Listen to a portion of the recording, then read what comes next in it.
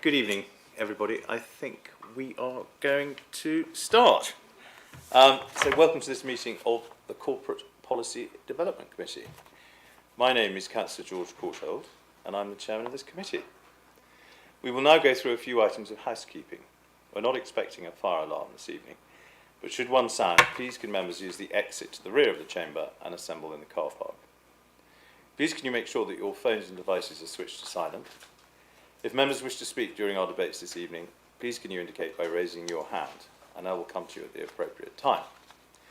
Please can I remind everyone to use their microphones when speaking and to switch them off when they've finished speaking. This meeting is also being webcasted. I will now proceed to the main business of the meeting.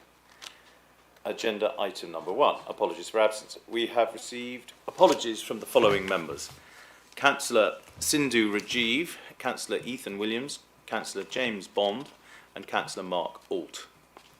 Are there any further apologies? I don't think there are. As there are no further apologies, I will proceed with agenda item 2, declarations of interest. Do members have any disclosable pecuniary interest, other pecuniary interest, or non-pecuniary interest that they wish to declare this evening? Please state the item and the nature of your interest. I will now proceed to item number 3, minutes of the previous meetings. Members, we are asked to approve the minutes of the meeting which took place on the 7th of August 2024. Please can I have a proposer to approve the minutes? Anyone prepared to propose? Councillor Edwards, thank you. And could I have a seconder? Thank you, Councillor Ravage. All those in favour? Fantastic. Thank you, members. The minutes are approved. Do I need to sign them? Yes, just finish each page. Yeah.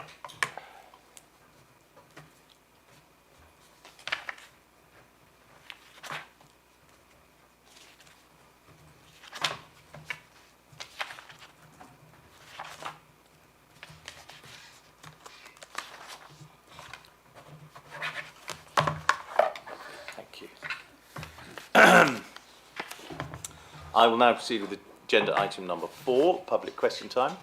As we have no registered speakers for this evening's meeting, I will proceed with the next item of business, which is agenda item 5, scrutiny review into antisocial behaviour. First, evidence gathering.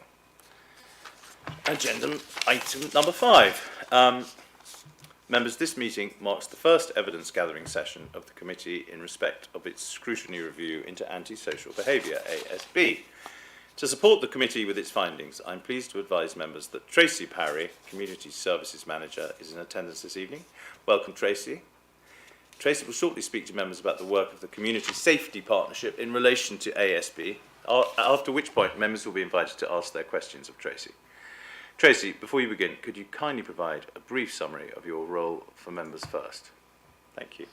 Thank you, Chair. Good evening, members. So I'm the Community Services Manager for Braintree District Council, and one of my areas of responsibility is the Braintree District Community Safety Partnership.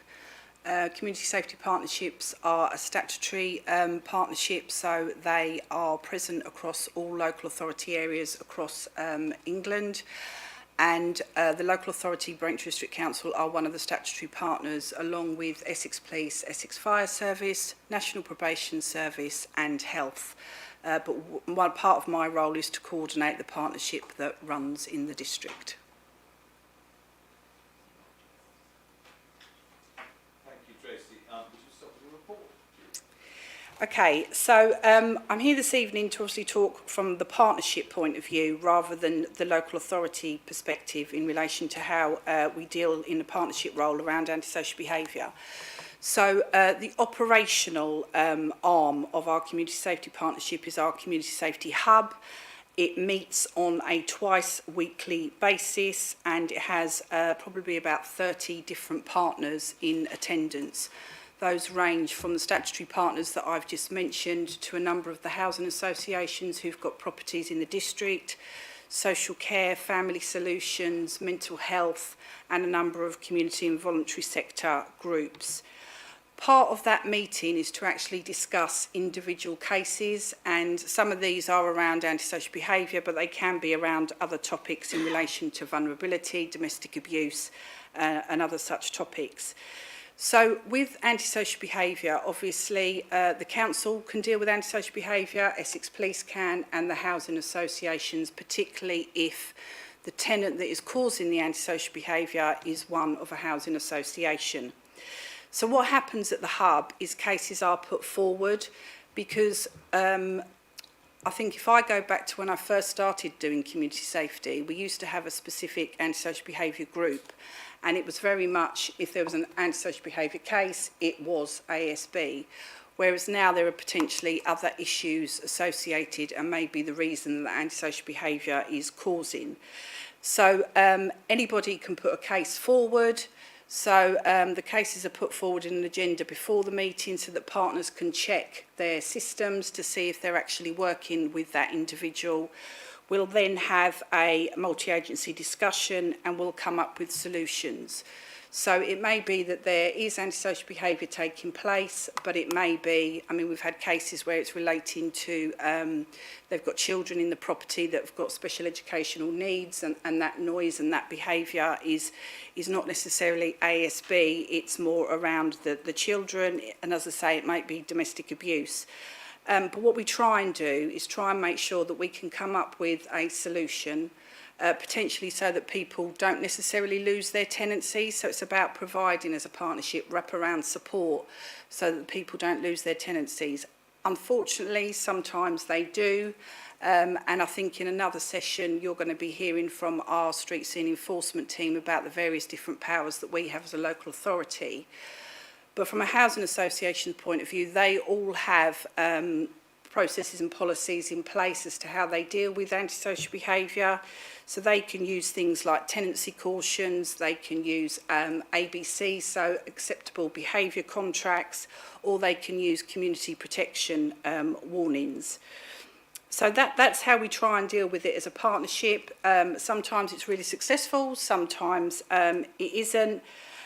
But obviously, with the powers that we have under the Antisocial Behaviour Police and Crime Act, there are certain things that housing associations and the police can't deal with. So that's when, say for example, somebody has been issued a tenancy caution, if the behaviour still continues, that's when potentially those partners will come to us as the local authority and we'll work with them about using some of the powers that are available to us, like community protection notices and closure orders.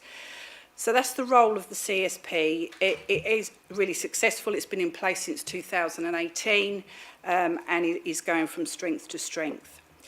The other role the partnership has around antisocial behaviour is training. So we often put on workshops and seminars.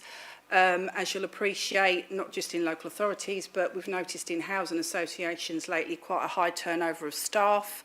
So it's just about how we can make sure that all the staff that are working within whatever organisation are up to date on the legislation, understand how we can work together for the benefit of the individual, but also the impact that it may be having on neighbours or the surrounding community.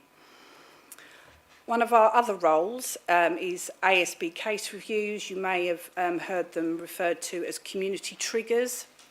So this is where an individual does not feel that their complaint has been dealt with appropriately. It can be triggered by an individual or the victim, a family member, councillors, you can trigger them, and also MPs. There are qualifying criteria, so it has to be 3 complaints within the last 6 months, and if it's a hate crime, it's 1 complaint. The form is on our council website, and basically there's a process. It's a county-wide process, so all local authority areas and CSPs use it. It's checked to make sure that the threshold is met. And then basically an information request goes out to all partners that may have had some involvement in that case. They provide information, and then there is a panel meeting, and then recommendations are made and the decision is then sent back to the applicant. In some cases, the applicant, and that's their choice, can appeal the outcome of that, and that is carried out by the chair of the partnership, which is Councillor Mary Cunningham. And then the decision on whether that appeal is upheld sits with her, and then the outcome of that is then sent to the Police, Fire and Crime Commissioner. So I'm pleased to say we don't have too many of them, but obviously when we do, we have got that process in place to deal with them. And then finally, the last thing I thought I would mention, you've probably heard me talk about this before, is the Safer Streets programme that we've had. So we had it in Whittam previously, where we had just under £300,000 of funding from the Home Office, and currently we are in Halstead, where we've got just over £195,000 worth of funding.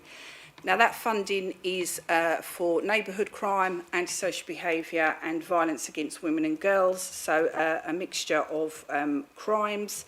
But what we've been able to use that money for with partners, so with the 2 town councils, with Fusion, with Eastlight, is to actually make sure that we can up the patrols. So where we know there are hotspots for antisocial behaviour, so for example it may be House to Public Gardens, Whittam Town Centre, both town councils have used some of that funding to have a street warden, and that warden is obviously able to go out by themselves, but they've also linked in with our street scene enforcement team and with the police as well to be able to do those patrols.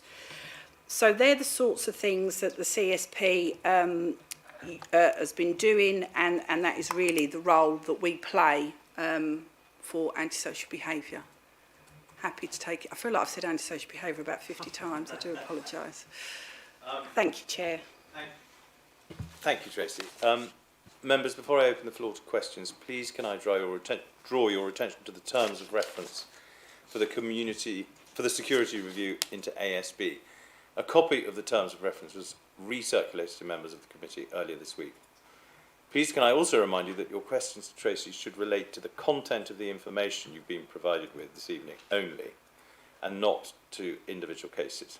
Do members have any questions for Tracy? Please raise your hands if you do. Councillor Jeffries. I just wondered, when you were talking about actually a family could lose their tenancy, what then happens to them? Because presumably they still need to be housed somewhere. So do they get housed elsewhere, or do we still have to find somewhere in the district? So housing obviously isn't my background, but I will try and answer as best as possible. So somebody losing their tenancy around ASB really is the last resort.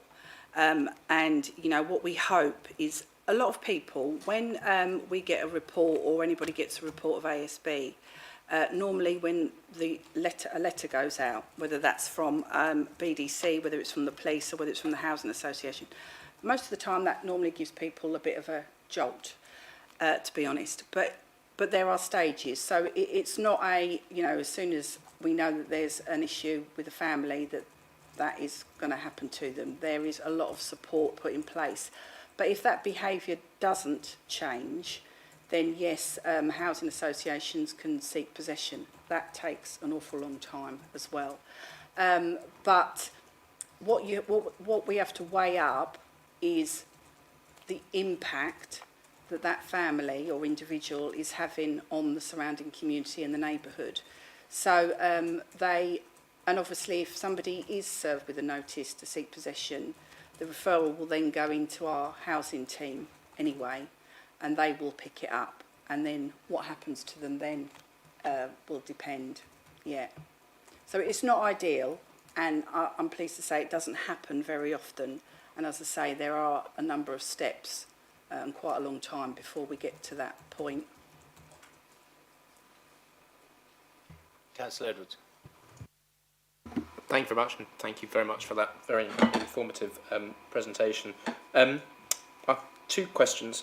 First, you know, hypothetically, if a neighbour had concern about the noise being generated by a neighbour in a social housing property, what role would the Community Safety Partnership have in mediating that situation, in finding a resolution to that situation?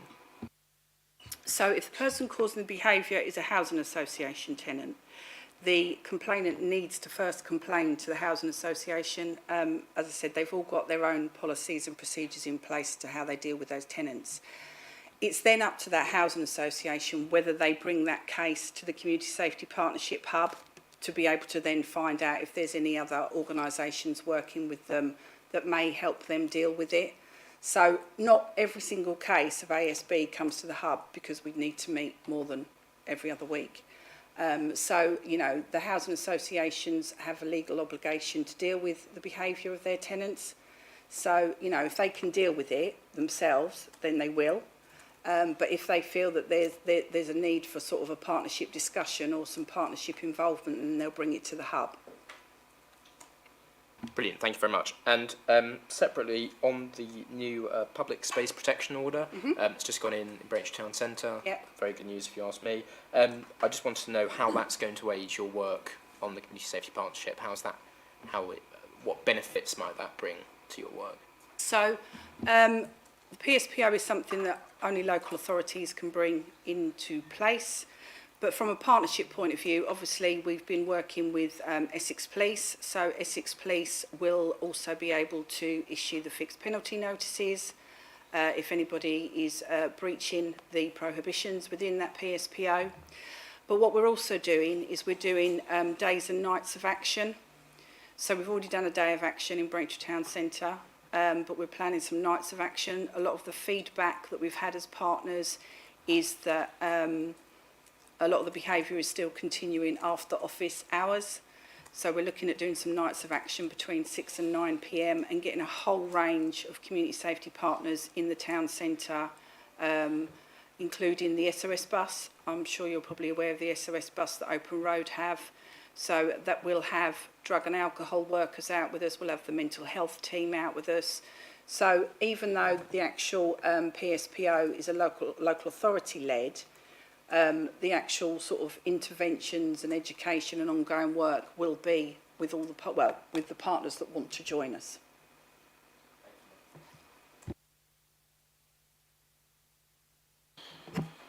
Just a footnote to that. Would it be possible for councillors to go along to those things to get an overview?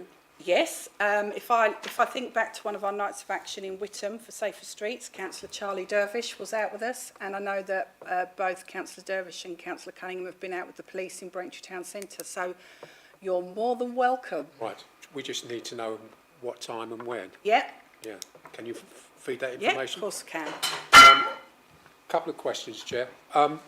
You mentioned about Braintree Police and Housing Association as the group of people, but there's one thing that seems a bit out of sync is there's no social services mentioned. Surely you must have to involve them. So we have family solutions and we have children's social care. We don't currently have adult social care. It's a work in progress. But you're aiming in that direction, as I say. Okay. The other thing, Safer Streets programme, is that an ongoing thing, or does it have to be financed every year? Is there a pot of money that deals with that? And you know, how many times a week do you actually go out on the streets with that programme? Okay, so the Witham Safer Streets was funded by the Home Office. Housestead is funded via the Police, Fire and Crime Commissioner. Safer Streets was a Conservative government programme, so we get to find out if it's going to continue moving forward. However, there are other programmes, and obviously the Police, Fire and Crime Commissioner gets various different pots of money, so we'll just have to wait and see what comes up and whether we're eligible to bid for it. So in relation to the patrols, so I mean the street wardens are, so they're employed by the town council, so I'm going to look at Councillor Finken. Yeah, so they do go out daily, but the patrols with, the links into the patrols between the street wardens, BDC, Street Scene Enforcement and Essex Police, it's really dependent on workload. but they will go out at least once or twice a week.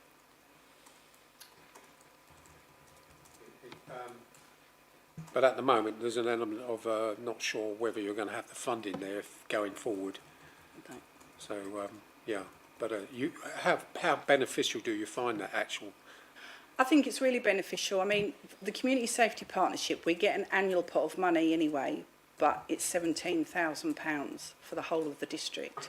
So, and, you know, when you look at crime data across the county, Braintree is quite low in comparison to some other local authority areas.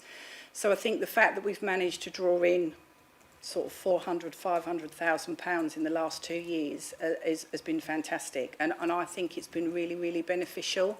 You know, we've had some really good feedback. So yeah, and we'll always keep our eyes and ears open for other funding streams. And I thank the team that's involved with that, because obviously it's vital for the local community. Thank you. Thank you. Any further questions? Thank you. If there are no further questions, this concludes our first evidence gathering session for the scrutiny. We've taken a note of the information provided and any further lines of inquiry raised by members. Thank you very much to Tracy for your attendance this evening and for the responses you've provided. You're welcome to stay, but please feel free to leave the meeting now if you wish. Thanks, Tracy. Members, we now proceed with item 6, Draft Asset Management Policy, Strategy and Plan. Members, the report for this evening is set out on pages 5 to 25 of your agendas. Please can I welcome Edwina Crowley, Head of Property and Asset Management, and Dominic Collins, Corporate Director, Growth, to the meeting. Welcome. Edwina and Dom will present the Council's draft asset management policy, strategy and plan to the committee in advance of its consideration by the Cabinet. Edwina and Dominic, I'd be grateful if you could present your report. We will then open the floor to questions from members. Over to you. Thank you very much, Councillor Courtauld. So I'm going to introduce the item, and then I'm going to ask Edwina to take us through the document, which you've already seen, but to give you a bit of a fresh look at the newly designed document actually on the screen, but also some of the key principles of the document, and then obviously we're here to answer any questions. So the asset management function of the authority has gone through a period of review over the last couple of years. We asked Lambert Smith Hampton to come and do some work with us a couple of years ago to look at how we manage our assets, how we determine what our assets are there for us to use, to do, and ultimately how we make sure that we're getting the best from our asset holdings, be they for our own use, community use, investment and other reasons. And Edwina will touch on some of the reasons why we hold property in a minute through the articulation of the policy and the strategy. But one of the key things that Lambert Smith Hampton did for us was to just point out that the asset management framework of documents that we should have in place and we should use to give us a framework through which we can make decisions on why we hold properties and what we want them to do for us, how we dispose of them, how we acquire them, etc., was out of date, was lacking, and we needed a new one. And therefore, we went through a process at the beginning of this calendar year to commission that work to be done to create a new asset management framework of documents. And the documents you see before you today are the output of that work. We commissioned SIPFA to do that for us, and having gone through an open procurement process, recognising the procurement colleagues in the room, and that process gave us SIPFA, who are actually renowned within the sector as the experts in developing documents of this type. SIPFA came in just as Edwina joined us some 6 months ago, and Edwina's worked really closely with SIPFA to go through their methodology of exploring what should be our policy, our strategy and action plan, and the output, as I say, in front of you today is the draft version of that we are hoping to take to Cabinet next month, but we're keen obviously to bring to this committee for a conversation and some debate. If that's enough of introduction, I'll hand over to Edwina, who will take us through some of the key elements of the document, and then we will look forward to some questions. Thank you, John. Thank you, Chair. So, brief introduction, yes, about myself. So, I'm a Chartered Surveyor. So, this document is a collaboration between SIPFA and myself, bringing in the Chartered Surveyor side. So I'm hoping you see the benefits of that. So yes, I will run through this document. As Dom says, it's exactly the same. There's a minor difference in figures as the one you saw, but we just thought that we got this back from the graphics team, and we thought you might like to see this as well, just to get an idea of what it will look like. So the policy, the strategy and the plan we refer to as the framework. And obviously we start at the beginning with the foundations, the policy. And the purpose of the policy is to introduce what asset management is and how it connects back to our corporate strategy. Sorry, I'm trying to, there you go. So we have done this by showing the 4 priorities and then explaining examples of what this means for asset management. Excuse me, I can't see that well, so I'm going to have to look up and down, so please bear with me. So I'm not going to go through them all, but yes, so for communities, an example of making our assets really work for us is working with partners to develop and redevelop homes to meet the needs of our community.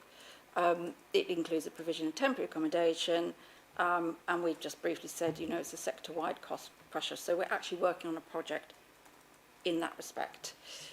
Prosperity, just to give an example here, is yes, we are working with local partners, we are part of the One Public Estate, we work with businesses, education to promote the services we have available at our key sites. Okay, so we're just really going through saying, what does this mean for asset management? Environment, very, very high priority, as they all are, and it talks in here, and there's a typo in here for those that are very very detail-minded. So it talks about, the last one I'm going to use as an example is passive retrofitting of sites, which we will look at, as well as or before microgeneration, and that's the typo. I'm so sorry. It should be it's one word. So a microgeneration, things like wind farms, you know, solar panels, that type of thing. Connecting our assets to our key priorities. And of course, fit for the future and our transformation, we want to make sure they work really hard. We're looking at resources here, data, and we're looking at the physical assets to make sure, questioning, you know, do we have what we need or not? How ready are we for our future plans? So it's just connecting asset management to these priorities. From there, we flow into our vision. Sorry, I have to keep using mine. And this gives an overview of where we are now and where we would like to get to. So it talks about our vision, which is to maximise commercial opportunities and to understand the service priorities so that we meet service needs. And it talks through how we will achieve this, very high level, that we then flows through into the asset management plan. So we're taking people, if you want, through this journey, foundations, and connecting it all the way through. We then have some very high level data. What do our assets look like, and what income do we get from them? Your paperwork had a net figure. We have decided to change that to put the gross figure of approximately 3.9 million in the medium-term financial strategy. And again, just an indication of the capital programme as of the date that this is published, of course. Just a snapshot. There's also an overview of the current structure, and that's quite important. Again, foundation to understand what it looks like at the moment. And it talks about the engagement, the journey we've been on. So CIPFA met with, I think, every single service lead.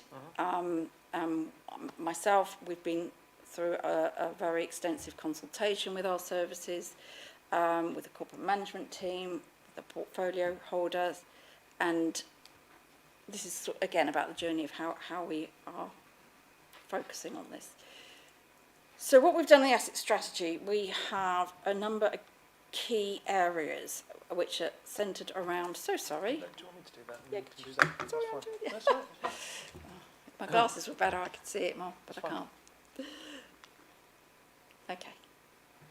So we've got 2 fundamental principles, and within that we have 6 strands of focus. Again, we're going through to the detail, the strategic detail. The first principle being governance. It's about making sure that our governance is fit for us to take this forward. We talk about systems and processes.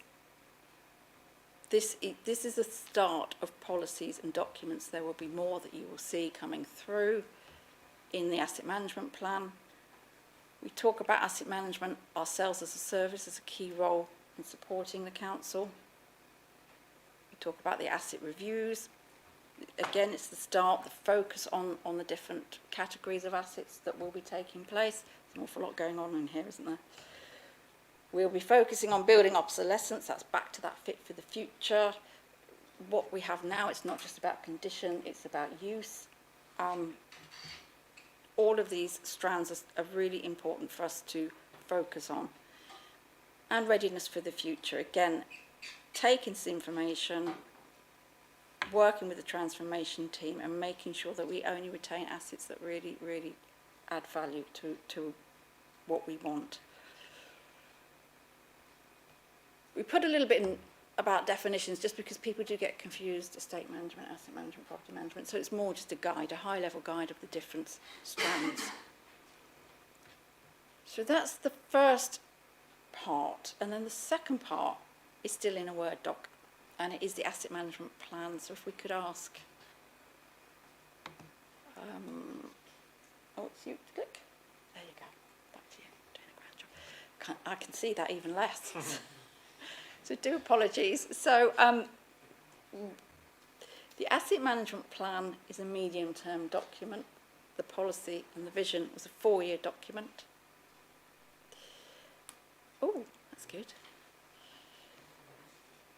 For some reason that my screen isn't working.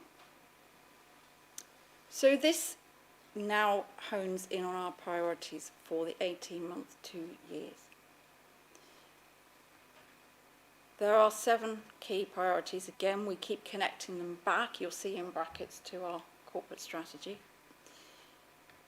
And we are committing here to transition to a corporate landlord model, a centralised property asset management function. We don't have that currently. We want to refresh and improve our policies and practices, and we are committing within the period of this plan to acquisitions, disposals and lettings policies. An ongoing review of capacity and capability, that's physical resources and data. Do we have what we need? Governance, again, going back to the constitution, which does need to be reviewed and refreshed in line with the direction that we are going in. It's a little bit out of date, so we do need to do that. A commitment to work with external partners, the One Public Estate programme, the NHS, to maximise benefits for us as a council and for the community.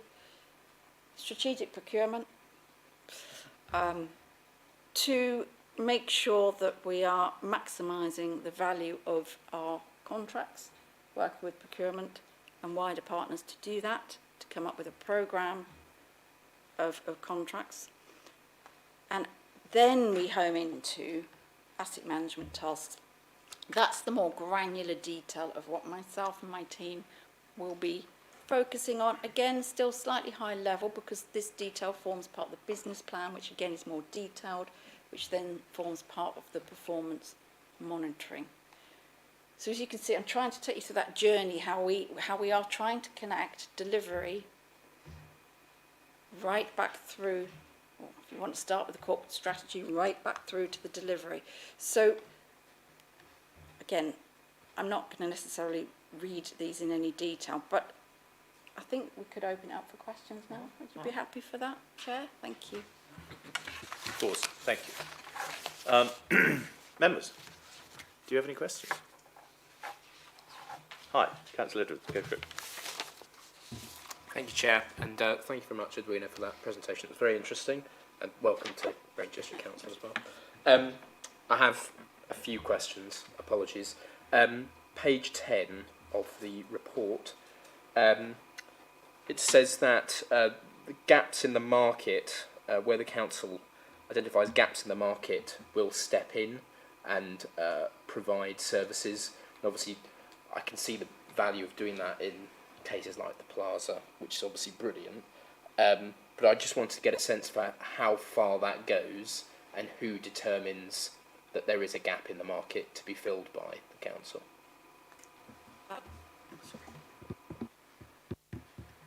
Very good question, and I had picked up on that as well. And this document, as I said, is two, if you want, bodies coming together. I think that should be qualified to say where, you know, something along like where reasonably possible or through due process and governance. Yeah, so I think it does need a little bit more detail. And funny enough, I picked up on that reading it again earlier this evening, and that's exactly why we want you to look at it, because we have been looking at it with fresh eyes. I think it's a very good point. I think we do need to qualify that and just caveat it that it will be done through due process.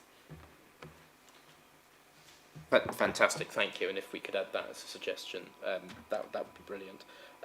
Also on page 10, it says under the, what does this mean for property asset management? Consider disposing of or repurposing buildings that will not achieve or get close to net zero carbon neutrality.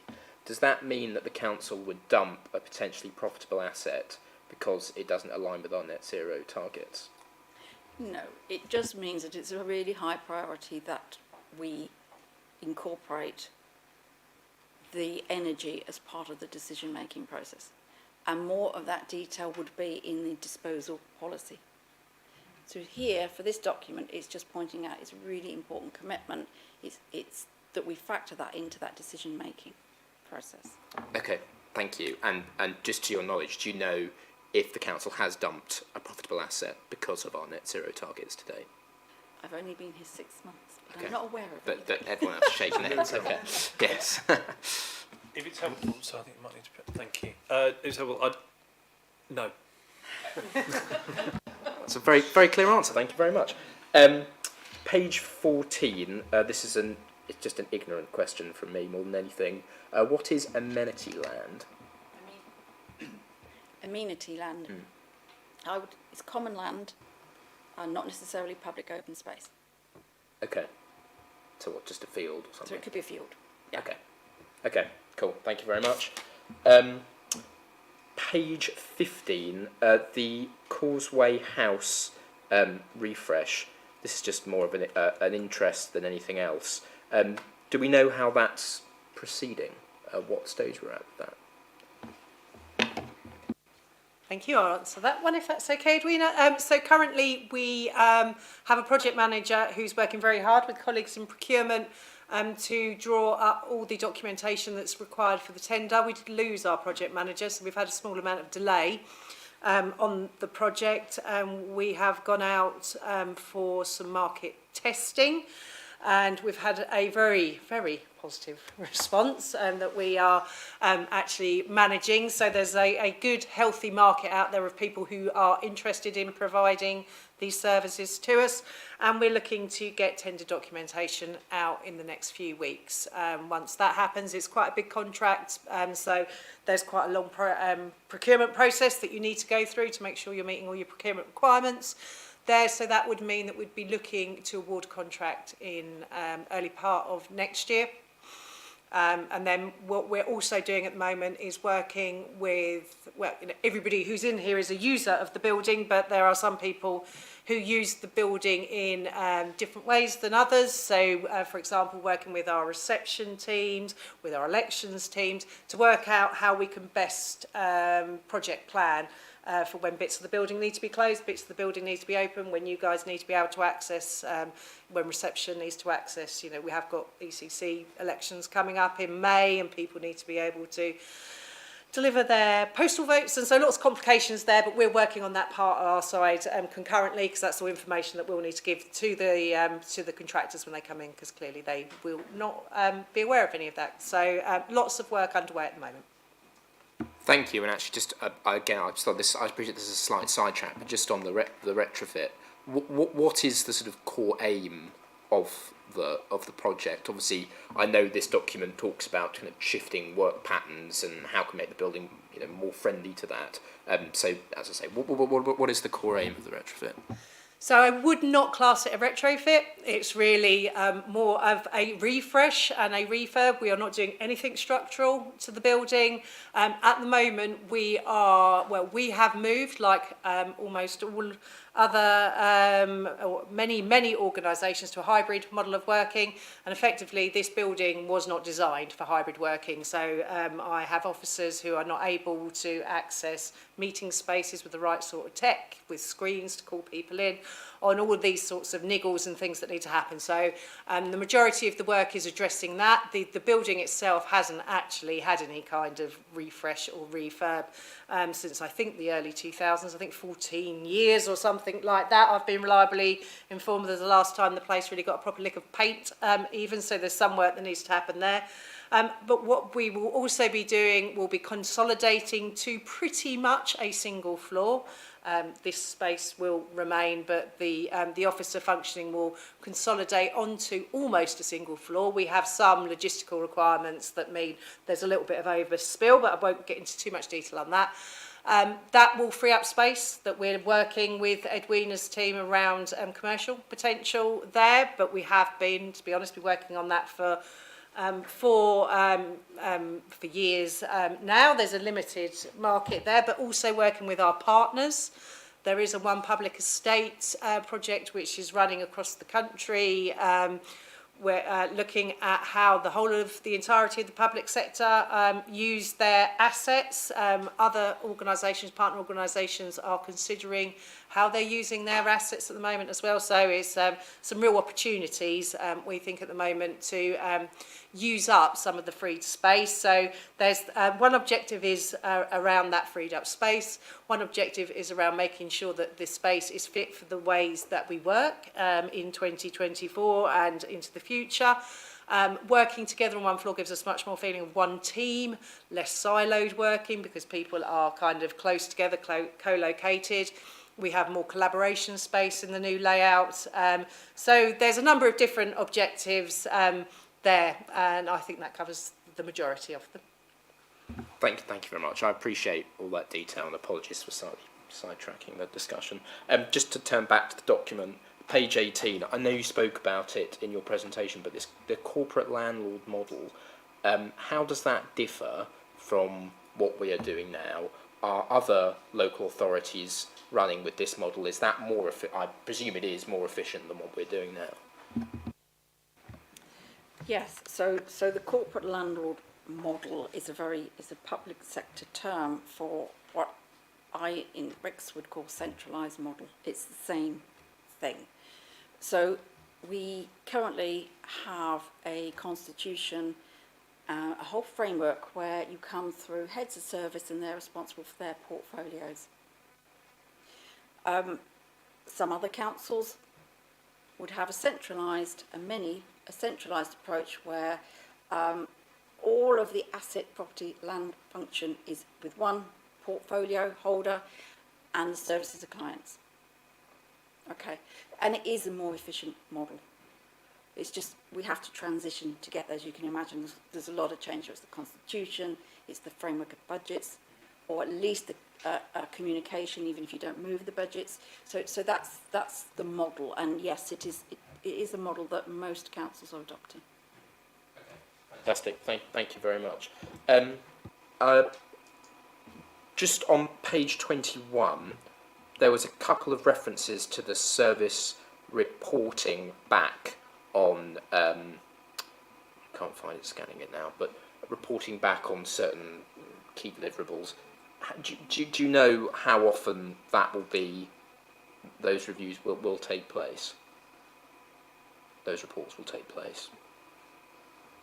On the Property Asset Management Strategic Board? Yes, I think so. I've written down page 21, but how? And actually, a follow-up question would be: how often will this system be reviewed? I mean, I know you say it's going to be more efficient. This corporate landlord model is going to be more efficient, but at what point do we go, right? Let's have a look at this, see if it has actually made the efficiencies that we thought it would.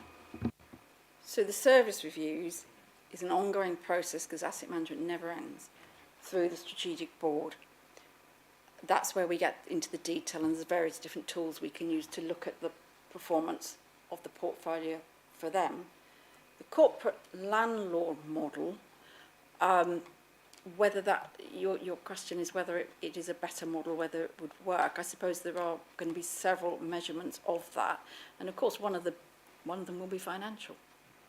We talked about, didn't we, the centralisation of contracts. So if you've got different heads of services with different, say, I don't know, building services contracts, bringing that together, we'll know the start, we'll know the end after the tender. And so some of this will be financial and some of it will be performance through the business planning, will be performance managed. And we will obviously be doing regular, I don't know, what you call service questionnaires. We'll be seeking feedback on performance delivery. So using different methods to monitor performance. And again, it's an ongoing review. Okay, so there's not a specific... Okay, go on, Dom, sorry.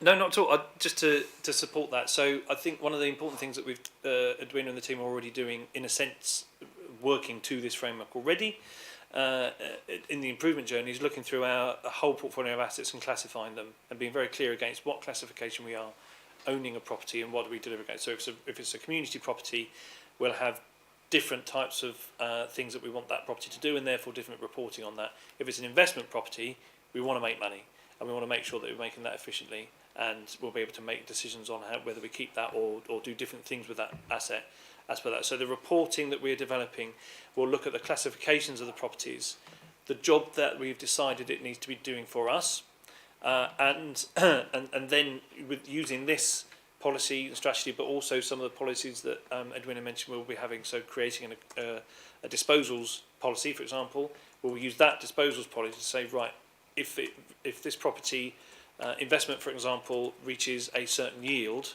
and it's delivering below that, then we'll need to take a view as to whether we keep it or not. You'll see in the action plan element further down that we talk about reporting on investment portfolio holdings, reporting on a number of vacancies on investment portfolio. Where those reports will go to your point, there's a new strategic group within the officer cadre that we've created to partly move ourselves to that corporate landlord model, where each head of service and service representative who've got a touch point with property sits on that group. Edwina chairs that group, and we will have reporting going through that to make sure that we're managing the portfolio properly. There will be also annual reporting through our normal annual reporting process, and then other elements through to the cabinet member, Councillor Kevin Bowers.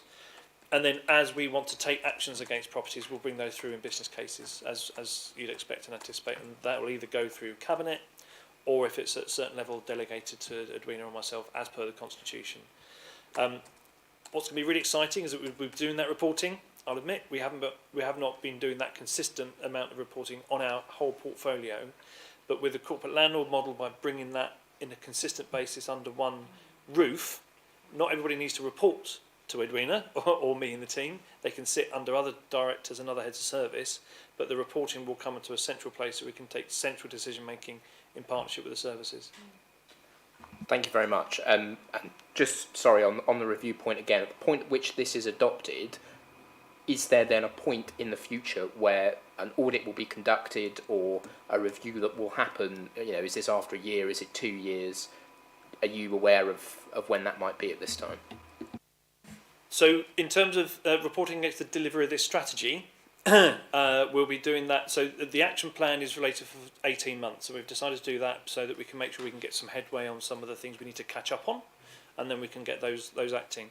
So I think within that 18th point, when 18-month window, we'll be having some touch points, and Edwina and I meet very regularly. So there'll be an informal reporting in that sense. There is, from an audit sense, actually, there's already an audit that goes on every year of all our properties as part of the financial auditing that the authority goes through anyway. So the property holdings that we have go through a process that sits within Suzanne's directorate, and our auditors look at what we're doing. So from a property sense, there's already that annual process of making sure that we're holding the right properties for the right reason and they're of the right value. From a strategy sense, it's set, the action plan is set for 18 months, but there'll be touch points within that. Thank you very much, and I apologise for all the questions, but my final point is that on page 22 there is a sentence that doesn't have, the start isn't capitalised, but it says 50, about halfway down the page, 15 pricing schedules pre-agreed for standard types work. I don't know if that's fixed on the fancy version, but at least on this version, it's a slight error. That's really helpful, thank you. That's all right. Thank you very much, Chair. Councillor Staines. Thank you, Chair. Just a few questions, really. I think Don Parker mentioned it just now. Who is on the board? Who's on the property management board? So that's an officer, internal officer working group, which is really, well, we started in January before Edwina came, and the point of that group, so I'd probably call it a working group rather than a board, but that board is essentially, as I say, chaired by Edwina as the head of property and asset management, and it has members of each of the services that have an interaction with the property on, so that we can make coordinated decisions around property. So I think just to extend the conversation that we had earlier about moving to a corporate landlord model is a good thing, because where we are currently is that various heads of service who have a property within their portfolio of operation, car parks, for example, sits within operations at the minute. They make very good decisions about car parks, I hasten to add, and they interact with the asset management team regularly in terms of how we manage that asset. But under the corporate landlord model, there will be a much more direct and tighter relationship between the car parks and Edwina's team. That meeting, that board, is there to have conversations across services about those assets so that we can start to bring that together. But actually, much more importantly, it's about spotting some of those cross-service conversations that we might not have been having before. So one example might be where property and the asset management team that sit and report to Edwina may have a property that another service area would find of use. For example, we might have a residential property in our holding. We have very limited number of properties, of residential properties, but we might not want that in an investment sense within the asset management property portfolio, but our housing team might be able to use that for temporary accommodation or something else. Bringing officers from cross services into that board means that we can have a cross-service conversation very quickly and easily. We've got a touch point, and we can make those connections much more quickly. So it's an officer board. Got it. If I may, another one. On the, and it talks to your point just there about identifying what are the investment assets and what are not investment assets. And I looked at the chart, and I don't understand it because I've got lots of numbers, but I don't know how they're categorised currently. So, for example, as Jack mentioned, the amenity land is 120, just shy of 120 of those, but we don't know what they are. I'm guessing some of those could be investment opportunities, some of them couldn't be, and it wasn't really clear. So I'm thinking that although the report is quite long already, if the members could have sight of the all of the assets and how they're currently classified, because that'll be quite helpful. And then little pivot tables around things like parish, the green book value, which is mentioned at the beginning of the strategy, the market value, especially as we move to a model of occupiers not necessarily taking the whole thing 365 days a year. They might come in and come out and pay on a per hour or whatever basis. You know, the utilisation of those assets as well. That could be a really interesting thing, not necessarily for me, but for the folks looking at the board to work out how an asset could be utilised going forward. I think the projected utilisation is a really important thing as well. So as the pattern of work changes, do we expect those patterns of utilisation to be accretive to our asset strategy, or do they dilute it and does that have an impact on us? The income as well, it's not clear to me where we derive our income from, or the costs. So we've got a costs table here which talks about lettings income, but it doesn't have any values on it. It talks about percentages, and then we've got some costs related to property maintenance, which is a figure, but it doesn't say how they're distributed across those things. So it's not clear to me at the moment if we're spending money on the stuff that we need to spend it on to keep the the wheels on, or whether it's to enhance the value of an investment asset. So that's just a comment really. Insurance is missing off this cost base as well, and it's not possible to link all that at the moment to understand where those bits are. The other piece for me was an interesting, I know that a goal of the exercise may be to release capital or money back into the council. Is there any restriction on how that money is used or how that money is apportioned? And if so, could you explain that, please? So I think I think we've captured most of those questions. I might ask Edwina to have a stab first, and then we can pick up any other points. Yeah, thank you. All good questions. And I can't say that I can answer all of them because I can't remember all of them. But in terms of the capital, yes, it is very strict. The capital. Okay, the capital receipts, is through the financial process. That's what I'm going to say to that one. So it hasn't touched on this here. You mentioned some good points about the portfolio. The detail of the portfolio is actually published. We publish that on our website. We publish the addresses. But in terms of, and we touched on categorisation, it's difficult to know what level of detail to put into here. It's very complex. Being a council, we are one of the few organisations that I've ever worked for that has probably the broadest range of portfolios. Most firms, organisations maybe have 2 or 3 types. So we actually, the first draft had in it a lot more about value, and it went into the 3 methods of valuation, and a lot of detail. But when we shared that with people, I mean, I think it just got a little bit confusing. So in this version, we've taken it out. But there might be a balance. We can take that away and have a think about whether we do, again, reintroduce that and categorisation and how we measure value. So again, that's something we could take on board.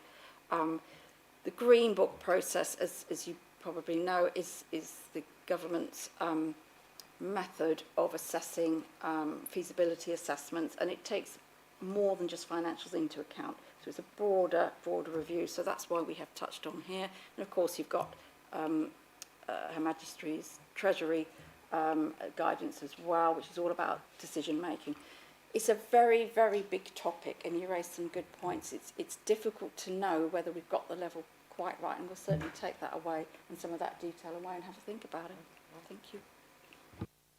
Shall I pick up the finance bit, Tom, unless you... No, go for it. So use of capital receipts is effectively dictated to us on how we can use those capital receipts. Local authorities generally cannot use capital receipts to fund revenue expenditure, what you might consider operational expenditure. You can only do that with a special capitalisation kind of exception that would be given from central government, and that only happens really where local authorities are in financial distress. So we've seen that recently with Thurrock and some other authorities that have section 114, so clearly that does not apply in our case. So we can only apply capital receipts to fund future capital expenditure, so to enable us to then create a new asset. There are some separate rules, particularly around housing, but that again isn't a particular. That's not an issue for us because we do not have a housing revenue account. We're not holding housing stock.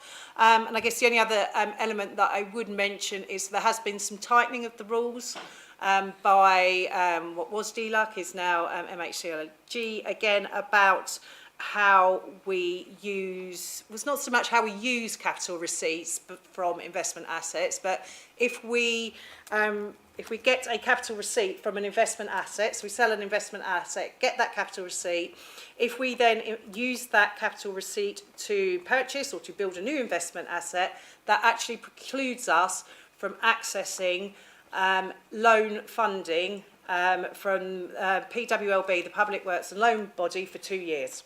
So they are trying to restrict effectively kind of that turning of the investment portfolio within councils, and again that's due to some of the activity that we've seen from some outlier councils in recent years.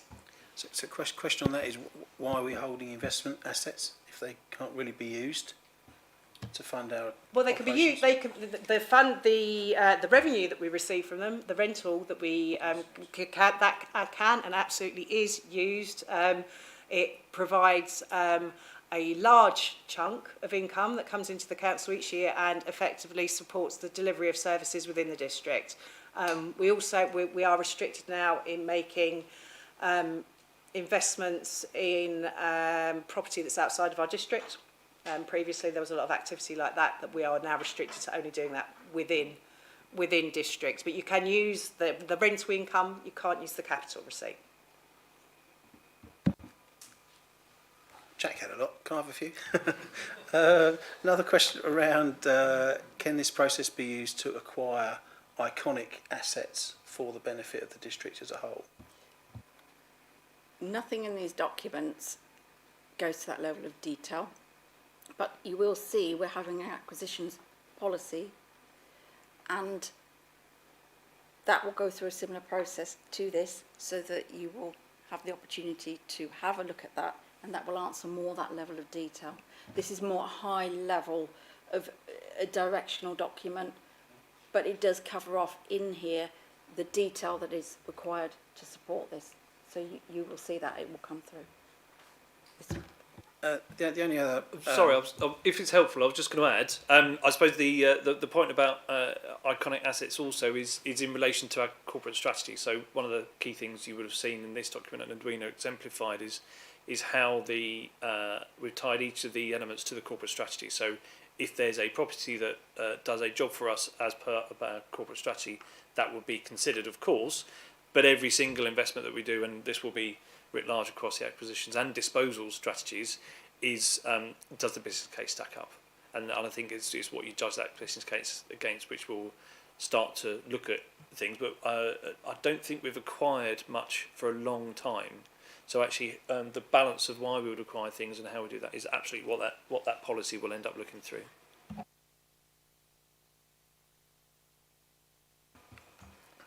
Sorry, Chair. I was really interested in the Scope 1, Scope 2, Scope 3 emissions stuff related to environmental impact. And obviously, some of our more recent acquisitions and developments have been outside the town centre. These will create more Type 3 emissions associated with folks getting to and from an asset and doing their day job than if they were potentially in the town centre. And we've also possibly seen a reduction in footfall in the town centre for normally, older style working versus folks going outside. How will the strategy look at the pull of the council to actually help support town centres? And I'm thinking particularly of Braintree, but it could equally be Whittam or Housestead or any of the other places across the district. So I think from a policy and strategy perspective, again, I'll take it back to the corporate strategy. So if there's a justification in the economic growth and the prosperity elements of the strategy that suggest that we should view our property holdings in and acquisitions and buildings, perhaps in that sense, that I think it will relate back to that prosperity element of our corporate strategy.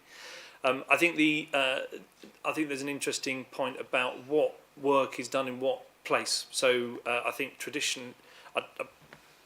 I'm not trying to read into your question, but some of the things that we have built, so offices, for example, have not traditionally been a town centre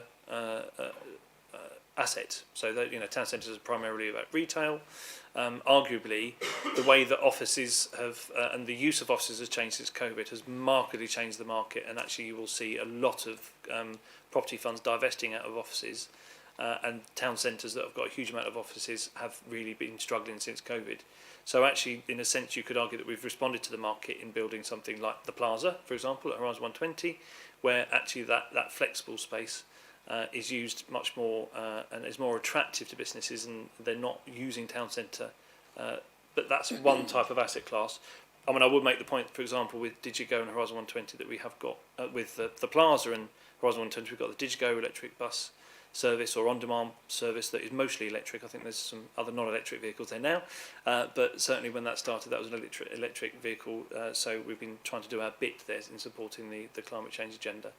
But I think it's a very complex picture of where people want to work and use their spaces in the town centres or outside that we're doing a very small part in supporting through the prosperity element of our corporate strategy.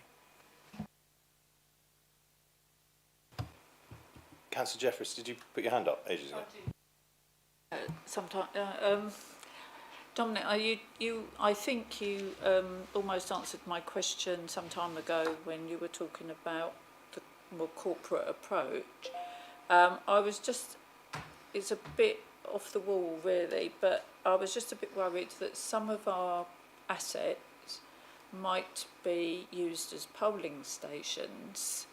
I'm not sure if they are, but we have got some, I think, and they might not fit into any of the classifications that we've got, but we wouldn't want to lose any more really, because they're actually quite difficult to find polling stations sometimes. So, but I think perhaps when you were talking about having perhaps a more corporate approach, those sort of things might actually be considered a bit more, so you might have already answered that. I also did notice a couple of other typos, and I couldn't see whether they were on the actual finalised document. I'm sure you've picked them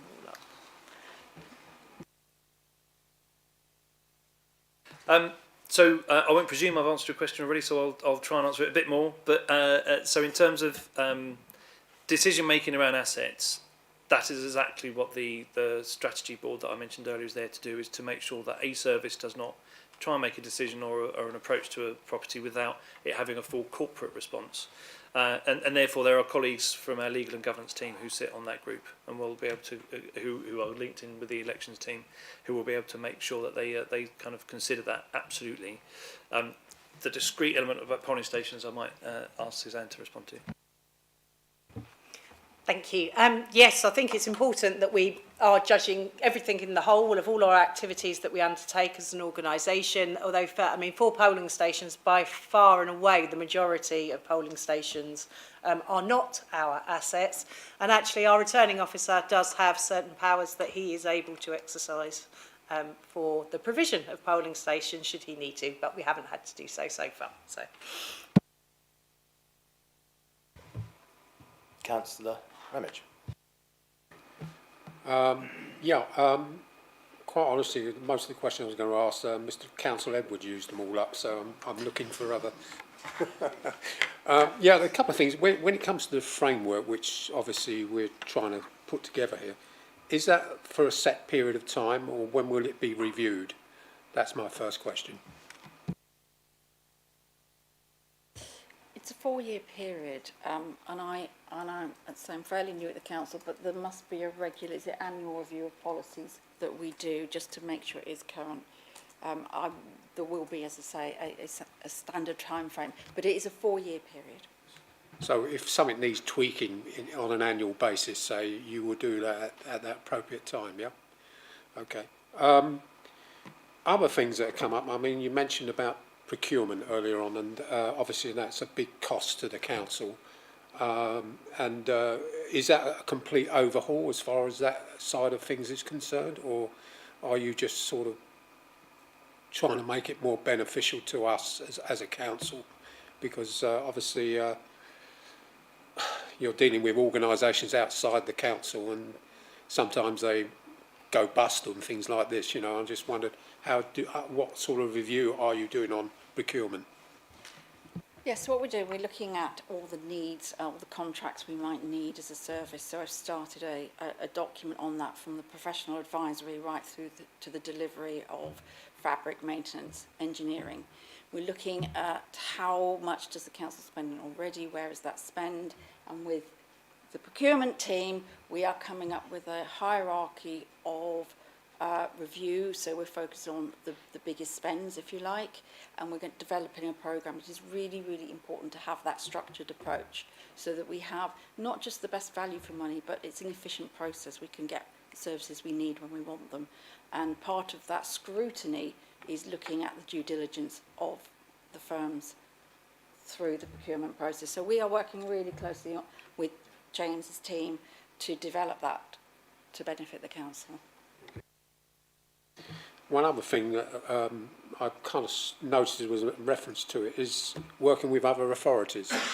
You know, obviously there's certain things we could do together as such, which means our costs go down, I suspect. And I wonder where you're going with that as far as that's concerned.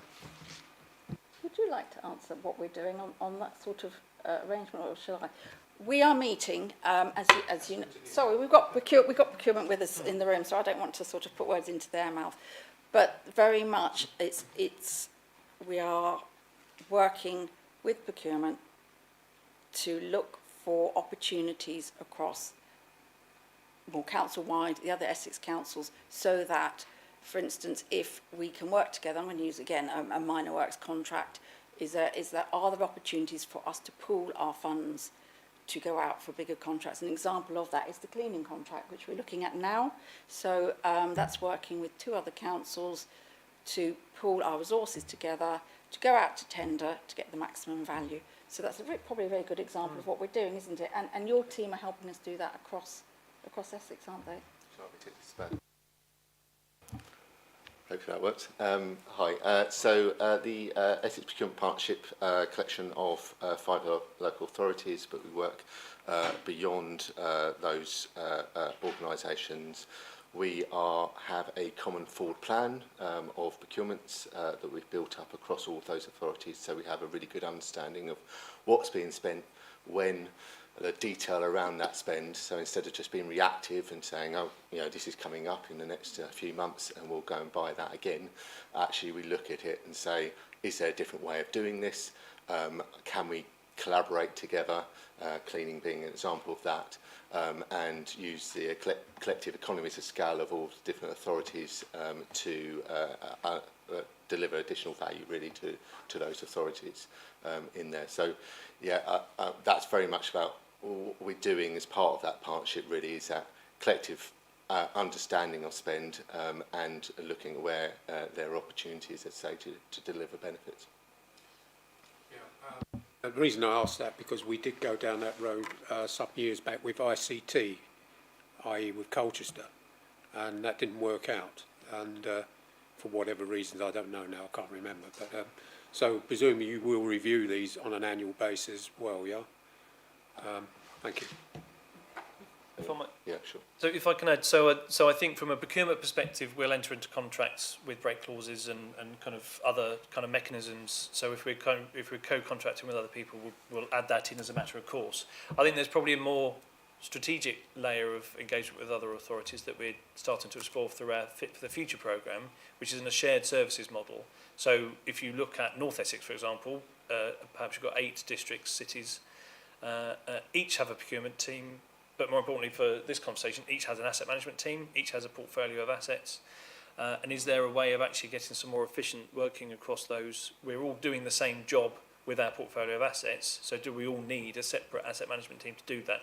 So to your point, I'm sure that was probably the conversations at the time about ICT, for example. So I'm not suggesting we're going to create a team that looks at all 8, but there may be some authorities that will be, there'll be some synergies with, or services that we're doing really well, or that they're doing really well. So for example, in terms of recruitment, it's really tricky to recruit estate surveyors, really tricky in the public sector. We don't pay enough. But if you have 2 or 3 authorities working together, you can probably club together and get you can pay for estate surveyors. We're just going to make them work harder across a bigger portfolio, but you can actually recruit. We've just recruited a building surveyor, really successfully. Other authorities are really struggling with that. So if we can offer, if we had one building surveyor working across 2 authorities, we'd be able to get through more work more efficiently. So that's, from a shared service perspective, you have to be careful, given your point. I'm not commenting on that example, but you have to be careful about how you craft that, and you make sure that you're using the efficient resources effectively. But it can be a benefit to both 3, 4 local authorities working together, but you need to business case that out really carefully.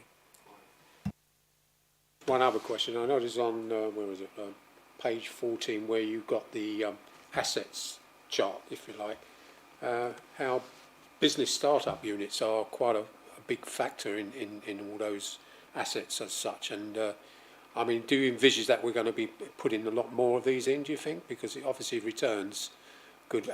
I mean, I'm thinking of Whittam in particular, you know, that seems to be something that's been ongoing for a while, and I wonder what your comments are. I'd be disappointed if we weren't in the room, Councillor Ramage, you didn't ask that question. So, yes, business startup units in the right place that cost the right amount of money to build, and we can lease at the right cost, absolutely. That's certainly the business cases we're developing. We have got a lot of good units, and actually, to the point about reporting earlier, void rates, so our empty properties are really low. So yes, for us and the portfolio we have already, it is certainly low, but we are actively business casing other units and hoping to finalise position on that in the next 2 months. You know, I mean, obviously, apart from the fact it brings an income to the council, but it also, it creates jobs and businesses, you know, which, you know, we all need. Just one final thought. Touching on education, are you sort of involved with the local schools on, and because over the years the level of exam levels have not been as high as they would like to be as far as business is concerned. I just wonder what sort of input you're putting on that side of things. Absolutely. So that's probably very separate to the conversation we're having tonight. But in the economic growth team, we've got a colleague. I've got a colleague who works to that agenda, on the skills agenda, very much. So she works with lots of schools to try and get employers to come into schools and excite them about potential career paths, and therefore get them motivated to do well in their studies. So in the skills development perspective, that is certainly something that our teams does to try and understand what the skills our businesses need, and encouraging schools to deliver that. And indeed, the Chief Executive and I have got a conversation with Colchester Institute in the work that they're doing in the Braintree campus in the next month to explore again that on a further education perspective. What can we be doing to working with that institute to further the skills development relevant to business need? Just a footnote, that do you work with Stansted Airport as one of the areas for skill, because they have a college there, don't they, and everything, and you know, it's the local community obviously work there as such. So yes, I think on some of the skills expos we've had, I think Stansted have been involved, and certainly in some of the business, the job opportunity workshops that they do, we've certainly engaged in that. And with recent government announcements, potential expansion, we look forward to doing more. Yes. Any more questions, Councillor Staines? May I just build on Councillor Ramage's point about the skills piece? I think there is a... Councillor Staines, I think skills isn't really relevant to this. Okay. Can I shut that down? Yes. Councillor Hayes. Suzanne, you mentioned that, from my Councillor Staines' question, is once, if we sell a property and then we want to use that money to invest, it precludes us from accessing access to some fund? Is that correct? So yes, let me clarify. So if we sell a property that we hold solely for investment purposes, so we're holding it purely for return, if we sell that class of property and then we use the capital receipt from that sale to buy a new property for that class again, that precludes us from accessing the Public Works Loan Board, which is government's effectively Treasury own it. We can go there and we can borrow at a cheaper rate than we could get on the open market. It prevents us from accessing that line of credit for 2 years. So it's in quite a niche sort of scenario. Anything else that we might be using around other types of properties we could do, that wouldn't be the case. There is a question over how you define whether we're holding things purely for investment, because quite often we do hold assets for a number of different purposes, so it would only be where we hold an asset purely for investment. So it's just something that we need to be mindful of. So you wouldn't be able to run an investment portfolio that, like you might do in a private company. Any other questions?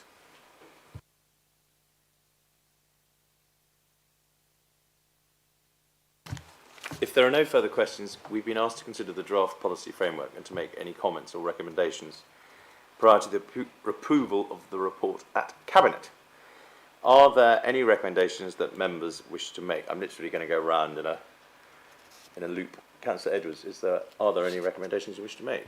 Yes, just to summarise from my questions on page 10 to clarify on the gaps in the market point. I think we agreed with due process or something to that effect. And then on page 22, the sentence, the pricing schedule was pre-agreed. That doesn't. The sentence is missing a start. So those would be the two amendments that I would suggest. And just to confirm, Councillor Edwards, I've kept a note of all those suggestions. Thank so you. yeah, not Sorry to worry. for- Yeah, we'll agree that Sorry for with those retreading that suggestions. ground. No problem. Thank you. Councillor Ramage. First of all, thank you for all the work you've put into this, because it's obviously quite a detailed strategy you're dealing with, and I like to think that most of it is going in the right direction for the authority. And but other than that, I'm more than happy with what's been presented in front of me, Chair. Thank you. Perfect. Thank you. Councillor Jeffries. Just a couple of typos, one on page 12 and one on page 14 that I'm sure you've picked up. Also something that I mentioned at the governance and asset meeting was, if it's possible, it looks a nice document on the screen, but I wonder if we might have a copy of it perhaps in the members' room, so that we could just go and have a look at it, because obviously it's quite difficult to see on the screen and even on our own reports. That would be helpful. Thank you. Councillor Williams. Nothing for me. Thank you, Chairman. Councillor Finken. Councillor Hayes. Councillor Staines. Thank you very much. Only the inclusion of the pivot table or something like that to include all of the assets and their appropriate classifications, so it can be easily manipulated. Thank you. Can I ask for something, make a recommendation, which is that on the basis that this is going to be read by the general public, could we make clear that the corporate landlord model either is something different from what we're doing already, or what it in fact is, because it did, maybe put it in quotation marks or something, because I sort of thought, ooh, corporate landlord, but I must know what that is. In fact, I didn't, and I'm terribly well informed. But that is my recommendation. So, thank you, members. Can I take it that the report has been considered and noted? Thank you, members. The report has been noted. Thank you very much, Edwina and Dom, for your attendance this evening and for the responses to our questions. Again, you're welcome to stay, but please do feel free to leave the meeting if you wish. Thank you very much. Thank you, members. Thank you. We will now proceed with the next item of business, agenda item 7, social value policy. Members, the report for this evening is set out on pages 26 to 38 of your agendas. Please can I welcome James Sinclair, Procurement Specialist, and Suzanne Bennett, Corporate Director Finance, to the meeting. James and Suzanne will present the Council's draft social value policy to the committee in advance of its consideration by the Cabinet. James and Suzanne, I'd be grateful if you could present your report. We will then open the floor to questions from members. Over to you. Thank you very much, Chairman, and thank you, members. I will hand over to James. You have the report that came out with your agenda that sets out our requirement to include social value in the procurements that we do within local government. We've included the policy there that has been drafted for your comments this evening, but James will do a brief introduction now that gives you a little bit of background on why why social value has been introduced as a concept and the approach that we've taken to draft the policy that you have before you. Thank you. Hello everyone. I'm James Sinclair. I am the procurement specialist with Essex County Council, and I look after the Essex Procurement Partnership. So that's a collection of 5 authorities: Braintree, Castlepoint, Epping, Essex County Council and Tendring District Council. And as I mentioned a little earlier, the purpose around that partnership is to look at how we can collaborate together, use our collective buying power, and also look at efficiencies from a shared services across procurement. So I'll try and make this hopefully work. Fantastic. The purpose of this slide deck is really to give an overview of the policy and report that you've been provided with. As you can see there's a significant amount of spend that is spent by the local authorities. And what we want to do is harness that expenditure, as it says, to bring about good for the people, for the residents of the districts that we're representing here. So the slide deck will look at how that works, and I will go into sort of at a high level some of the structure around it. Ultimately, implementation of social value is not a is not it's a given. We have to implement social value. It's something that we have to do by the virtue of the Social Value Act. We can see that coming through various pieces of legislation, Social Value Act being one of them. And we see that also in the new Procurement Act that is coming into being in February. The initial requirements of that Act was to consider social value. We now have to evaluate that social value. So it's not an if, it's a how we go about doing that.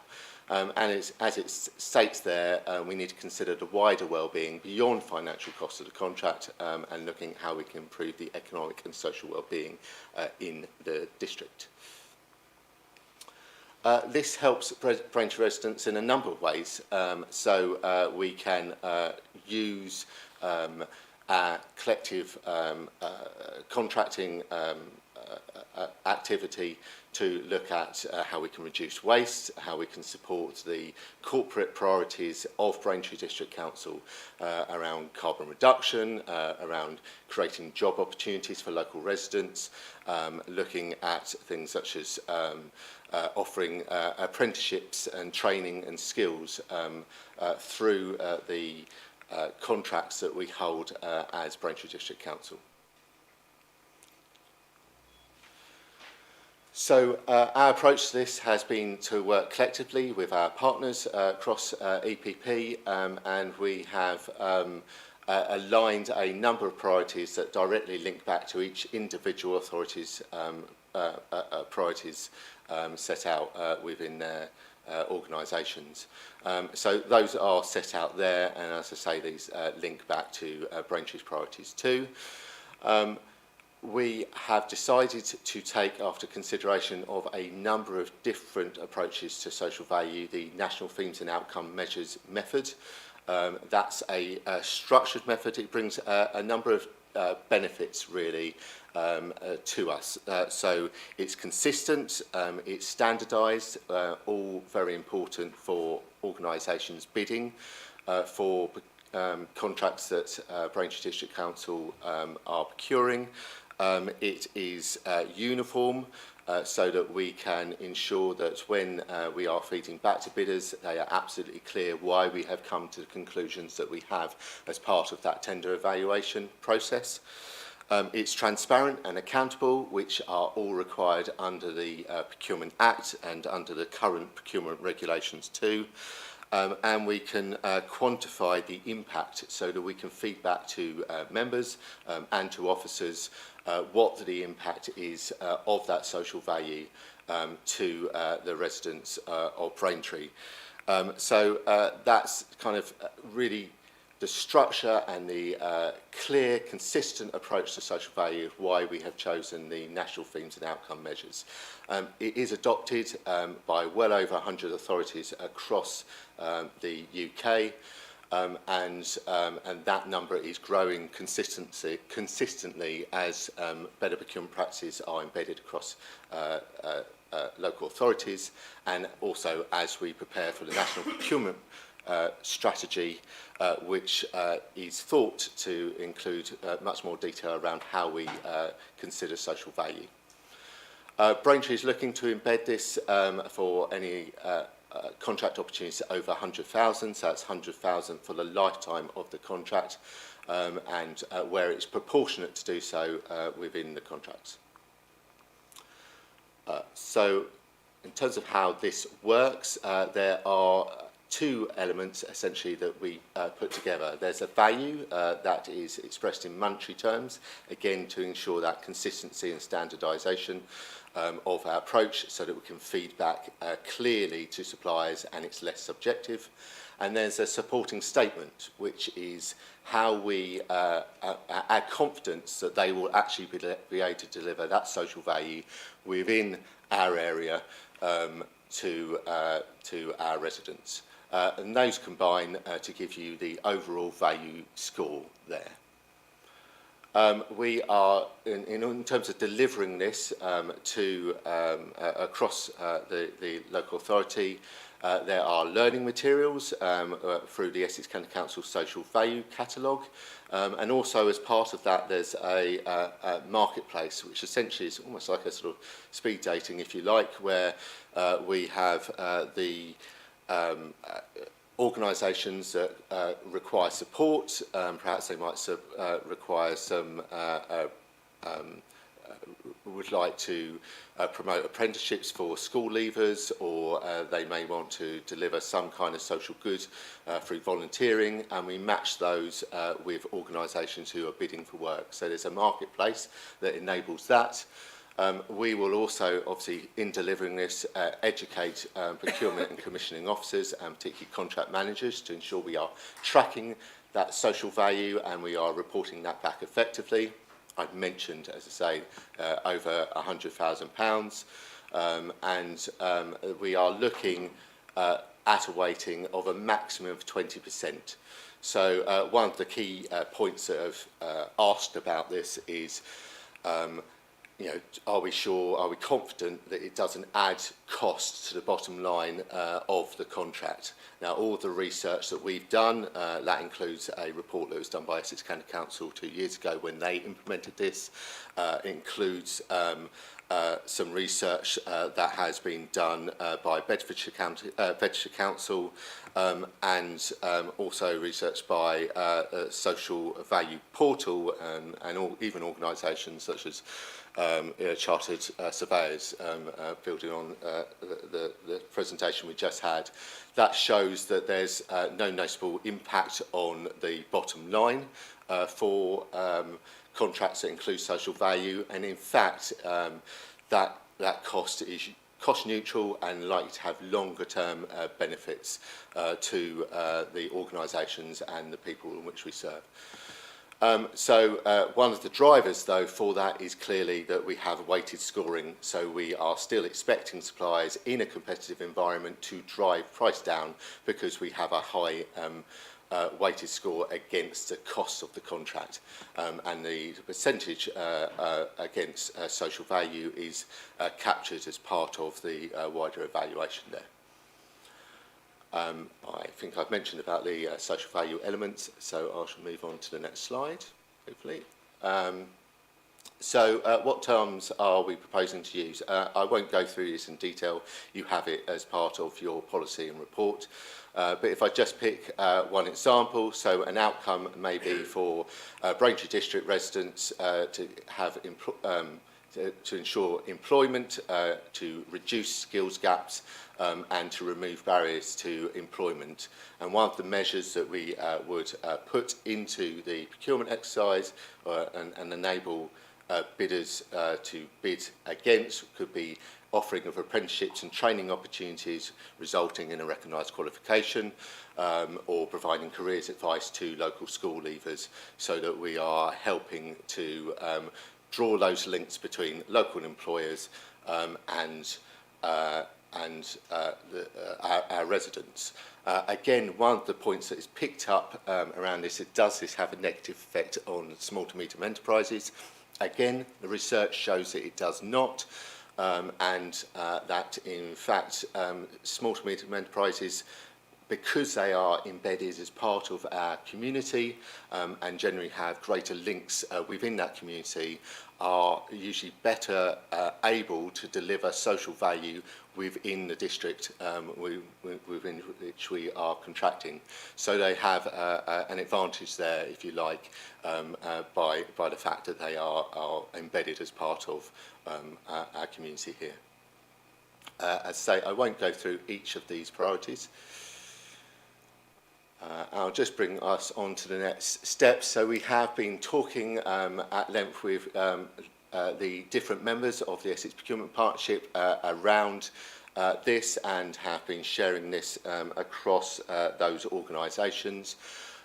We are now looking to develop the learning and development for internal stakeholders to make sure they know what we're doing, and we will clearly be providing hand-holding to people undertaking those procurements as well. And we are leading through that development of resources to our intention to get Cabinet approval, obviously building on recommendations given by this group today. So key next steps after this committee is to take those recommendations to consider for Cabinet, to work on that associated training and start embedding that during December and January, obviously clearly on the basis that we get approval from Cabinet for that. And then we will start collecting from our suppliers, as part of our usual contract management activity, the social value that is being delivered by those suppliers, so that we can represent that back to senior officers here and show the direct link between that and Braintree District Council's corporate priorities. And clearly that will come to you as members as well, to ensure that you feel that we are collecting the right information. And that will be iterative, i.e. we will improve on that and develop this process through the term. EPP will clearly work with service to ensure social value is being embedded, but really our job is to handhold both suppliers and organisations, suppliers and contract managers and the organisations that we support, to ensure that this can be effectively embedded, and we learn our lessons and develop the approach through the years, hopefully, it's embedded. That brings me to the end. Thank you, Councillor Courtauld. I'll hand back. Thank you. Do members have any questions? Yes, Councillor Edwards. Hello, and thank you very much, James, for that presentation. It was very interesting, and this is, I think, by far the most interesting thing that's come before this committee in terms of both my opposition to it fundamentally, which I appreciate is, you know, we're really trying to comply with the law here. But yeah, I find it very interesting. Anyway, my first question, just about what you said at the start about the Procurement Act. That recently, I assume you passed that recently, earlier this year? So it was supposed to come in place in October. Obviously with the election, it's now coming in place in February. Okay, fantastic, thank you. So that does that amend the Social Value Act then? No. No, it doesn't. It's links into the Social Value Act through a number of different ways. So instead of having most economically advantageous tender, we have most advantageous tender, and that leads towards the requirement to consider other things other than price fundamentally as part of the evaluation process. So it links back to that, and it has a number of other nods where people think that social value will be picked up in much more detail is the National Public Procurement Strategy, which will accompany the Procurement Act, and that will go in much more detail about how social value should be embedded as part of procurement practice. Okay, and specifically you said we've changed from a system where we must consider social value to evaluating it. If we evaluate it, can we still ignore social value when making our procurement decisions? In essence, no, not for procurements that are over threshold value. Where it is seen as disproportionate, and that will be in sort of very isolated cases, then yes, we may consider not applying it, but because of some of the new notices that we have to put out as part of the Procurement Act, we'd have to be very clear about why we haven't done that. But also, what's within our gift is the weighting that we apply to that social value. So you notice in the presentation I talked about a maximum of 20%. So we would look at the individual procurements that are undertaken to consider actually would this have would this require a sort of a higher, i.e. a 20% weighting against it, or do we think that a lower weighting would be more appropriate in this particular case? Mm-hmm. Just to go back on what you said earlier about the moving from an economic to a wider set of evaluative principles. So if now, hypothetically, two bids came in front of you, one was cheaper than the other, but the more expensive one gave more social value, would you award the contract one with the social value even though it was more expensive? So pricing generally is a higher percentage that we put against that weighting. The research that I talked about earlier that Essex County Council did a couple of years ago applied some sort of testing, I guess, to that principle. And what was found that because weighting applied to pricing at a sort of fairly significant level, and this is a percentage of the quality weighting, didn't have a material effect on the outcome of the procurement. Now, clearly, that could be a case where pricing, is very, very, very close. A couple of pence or a few pounds between them, and social value may be the deciding factor between that. But it would be extremely rare for that to happen. One, and two, we would clearly still have a legal requirement to consider that social value as part of that. So part of our consideration about the weightings that apply to social value are brought about by the increased market analysis that we are starting to do on procurement, so we can understand the impacts of different evaluation criteria to the delivery of those procurement exercises. Okay, and do you have the percentage weightings for price versus social value? So price differs, according to the particular requirement, but generally we'll consider price for 50 to 60% of the value. Actually, it's actually 60% of the value. We generally have a bias towards the pricing element of that. And then the 20% forms 20% of the 40% that's left for the quality element there. So it will differ by procurement, and we do look at what the right weighting should be applied procurement by procurement, but generally as a principle the weighting is given a sort of 60% weighting around that to try and drive that kind of competitive pricing that we want to see across our procurement exercises. Okay, well, that's good to know. Thank you very much. Could I suggest, just as an amendment to the policy, just a slightly clearer explanation at the start of this change in the law between consider and evaluate? Otherwise, it may just seem like we decided to write a nice policy. It's a very well written policy, but maybe a slightly clearer explanation would be great. Thank you very much. Just on page 27, and just around the training that we're going to have to do with suppliers in order to make sure they understand this social value metric. I believe it's in the financial implications section, 6.1. There's some short-term resourcing requirements mentioned in terms of the trading. I wonder if you knew how much, or had a figure for how much that might be costing us. We would pick that up anyway as part of the work that we do in upskilling our suppliers, particularly around small to medium enterprises. So, for example, we are going along to Stansted Airport in a couple of months' time to meet with a number of suppliers and to upskill them on the procurement process. So we would be upskilling them on the social value requirements and how to respond to social value, the social value requirements within the tender as part of that exercise.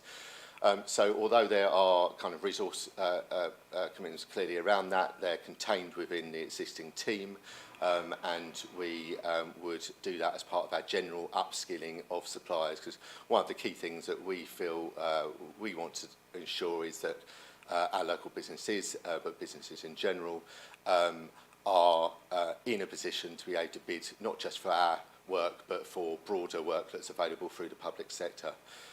So that's that element of it. Clearly one of the benefits from the themes and outcome measures approach that we have taken is that it's widely embedded.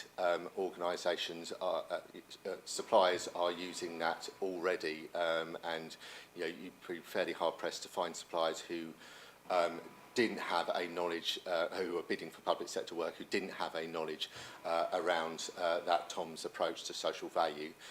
So that is already well understood. Our job, as I say, is to continue to support suppliers in doing that. So, and you may have just answered it, to be fair, at the end there. If a supplier came along who wasn't necessarily trained in the TOMS method of social value, you know, would the council go out of their way to give them training before, you know, a round of procurement was closed, to ensure that supplier had a fair shot at the process? Absolutely. So we have supplier briefing days as part of a number of our procurements, and as one of the benefits of the Essex Procurement Partnership is by collaborating and undertaking essentially fewer procurements across us, because we're procuring together.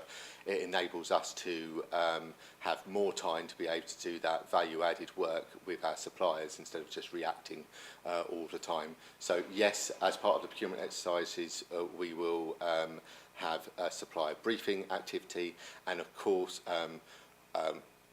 both through our web pages and also through the team, we would provide support in how to bid for social, how to best bid through social value. We have a clarifications. We have a requirement for clarifications as part of all of our tender exercises. Where we get questions from that, we ensure that we provide the relevant information, and any upskilling that we need to do, we do. Thank you very much. Page 31, you list the 5 authorities in the Essex Procurement Partnership. How many other, or do those other authorities have a similar policy to this, or are they introducing one? They are introducing, so we are looking to collectively do that as part of this exercise, as bringing together the formalising the Essex Procurement Partnership. Essex County Council already have this approach, so that is well embedded within the organisation, now been reporting it for a number of years. Colchester City Council also use a similar approach to this, themes and outcome measures, but using social value portal, but essentially very similar to this approach that we take here. And a number of the other authorities across the county and more broadly implement this approach as well. Thank you very much. And just page 35, the review section, the EPP will periodic review its social value policy. I'm just looking really for a bit more colour on what periodically means, and at what point from introducing this new set of rules do you look back on it and go, you know, has this introduced burdensome regulation that's just holding back the procurement process, or is it actually adding something? Absolutely. So as part of the Essex Procurement Partnership, we have the Strategic Officer Group, So that group, our Chief Executive chairs that Strategic Officer group and has direct representation from each of the members of the Essex Procurement Partnership. We would be bringing that back to that group on a bi-monthly basis, updating on the procurement, on the social value activity that we have been tracking, and we would look to be reviewing that on a 6-monthly basis. In truth, we will be constantly monitoring this both through implementation and through supplier feedback, surveys, and just general discussions with the broader supplier community to ensure that this is being embedded effectively, and there are, where issues are being experienced, we proactively deal with those. Thank you very much. If I could perhaps suggest then an amendment to the policy would be to include those specific, if that's okay with you, those specific time windows that James just mentioned. Thank you very much. If I may just say one final thing. I mean, I think the people that send us here would actually expect any procurement process to be purely focused on value for money. And I don't understand why we're going through this whole exercise to determine social value, which I find a pretty nebulous concept anyway. But I understand that legally we must do it, and I appreciate you coming here and answering my questions. But I just thought I'd get that on the record, but I can see Councillor Finken, I may have slightly upset him. But yes, thank you very much, Chair. Thank you, Councillor Edwards. Councillor Finken. Yes, can I say I profoundly disagree with everything that Councillor Edwards, well, not everything he said, but certainly the general antagonism towards social value. And I don't agree that the members of the public would disagree with the principle that we include social, environmental and other aspects in the procurement process. I think it's a very good way of influencing the behaviour of local companies, and I'm very pleased that we are going down that line. I think really it would be better if there were even more councils which were part of the procurement partnership, so that we could rationalise our approach to it, and everybody could be working consistently together. But in general, I think it's a very good thing, and I think it ought to be you ought to be congratulated for developing the process. Councillor Staines. Thank you, Chair. I'd just like to agree with Councillor Finken just there, because I think it's really smart that public procurement can take on some of the tools that private procurement's been using very effectively forever. I had 5 questions, if you're okay. Yeah. I'll pause after each one, they're not long. What is the relevant area? And the context is, if I'm bidding for something in Thurrock, does my social value have to be delivered in Thurrock if I'm delivering something in Braintree? So what is the definition, please, of relevant area? Thank you, Councillor. Actually, our Chief Exec asked exactly the same question when we presented it to him a few weeks ago. We are confirming that as our working assumption, which is in line with what the other local authorities do, is its deliveries within district, but we do acknowledge that there are potentially some broader considerations to be made around that, and that's something that we are looking at clearly at the moment. We are intending to bring back to that strategic officer group some thoughts around what local means in essence, and then make a decision as part of that strategic officer group about what the true definition is. Thank you. Excellent. Second question. Enabling bidders to link their proposals to the local examples using the EPPX. How many X's are there? I could see 50. There was 50 mentioned. EPP 50 was mentioned on one of the tables. How many are there? Because I think, and the context for that is, the more there are and the better constructed they are, the more likely that local supplier is able to identify the one which does contribute social value and use that to its benefit in the bid. I have to admit defeat and say that I don't know the exact number. I'll come back after this meeting and tell you that. All I can say is that the measures that have been reflected on the slides are not all of the measures. There are a number more than that, and we have essentially taken a very, very long list, which was themes and outcome measures at a national level, and tried to condense that a bit to to link back to the corporate priorities of each individual authority. But as you say, what we're trying to do is not to take that too far back, so that there are plenty of opportunities and different ways that local businesses and broader businesses, in fact, can demonstrate social value. So I'll come back with the exact number, but the principle is that we have a pretty good number. Not unmanageable, but a pretty good number that we can link back to. And clearly where there are procurements which have specific priorities that they're trying to deliver, we may then try and suggest different priorities that bidders may want to bid against. I think Councillor Ramage, in the previous discussion we were talking about skills. One of the skills gaps that I know is particularly pertinent to this area is heritage maintenance and preservation. Obviously we're not going to be maintaining the Palace of Westminster any time soon because we simply haven't got enough people to look after it. We've also got a lot of residents that own listed properties and simply can't get trusted tradespeople, let alone engage properly with the planning group to get that work done, which is detrimental to that whole asset suite. The growth and expansion is the question. So growth and expansion, where the SMEs are able to demonstrate that they've provided social value and they've been successful in bidding work, it would be really good if that could actually factor back into the planning process so that any growth associated with those businesses stays in Braintree.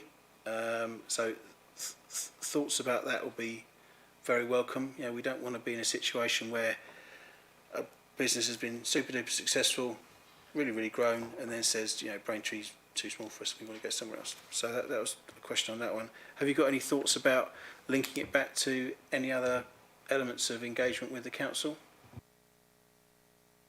As part of our rollout of this across all the respective authorities, we'll be looking at specific drivers from those councils and making sure clearly that they're that's reflected.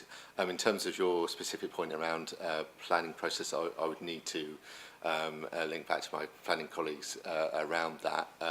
But I guess one of the things that I can talk about that we've that sort of perhaps helps that slightly is some of the work that we do in terms of engaging with suppliers, where we are linking with economic development teams so that we have a complete picture, if you like, when we're talking to suppliers. So we can be talking to them both about what the opportunities are for public contracts, but also what skills and development aid is available within that district.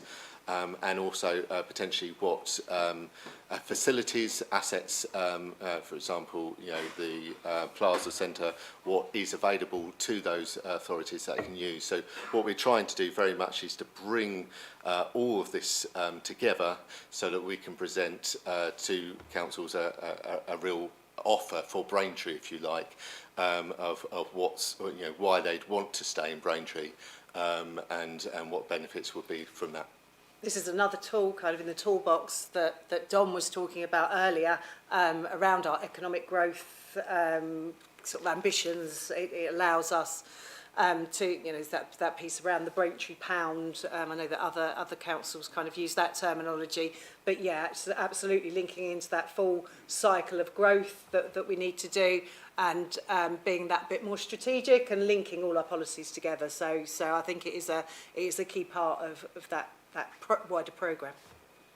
I'm listening and I'm thinking that'll be challenging, but at the same time, if it's not challenging, it's not getting you to the closer delivery of your strategy, which I think is excellent. One thing that did chime in a negative way was varying the social value percentage from bid to bid. I think could be an issue, and may actually, I'll say I'll do something, but actually I may not And why wouldn't I do it? Why wouldn't I do it again? Why would I make that investment? Why would I choose to spend more in Braintree? You know, why would I choose to up my Braintree pound? I think that's a very important point. Although I do appreciate that with larger bids and different services, you'll have different drivers to fulfil. But I think, personally, I think varying that percentage too much between certainly similar issues may be problematic. And I also think actually that service performance will be higher from a supplier that has demonstrated and put their name and reputation on the line to deliver something locally and invested locally, like it used to be, than some of these big multinationals that come in with blank faces and big checkbooks. So I think that is good.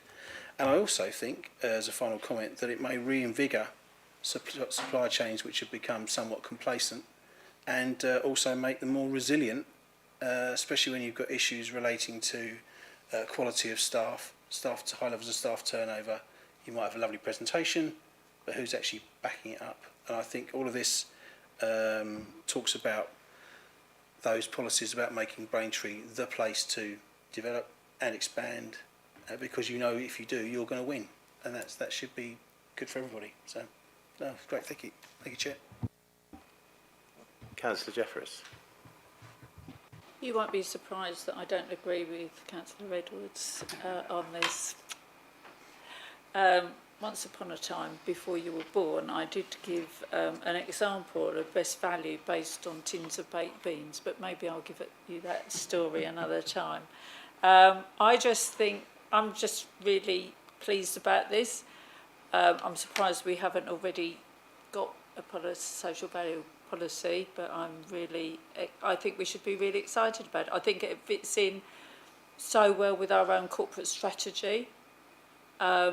And all the things that we were talking about in the item previously about skills gap, about apprenticeships, about educating people to fit into those jobs, surely this ticks all those boxes.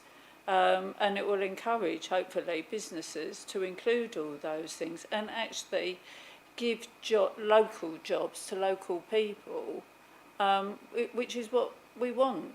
So I'm fully in favour of it, and we don't have much choice anyway because we have to take it on board. But I think we should take it on board very gratefully and be very happy about it. I'll speak to you later about baked beans. Any other questions, councillors?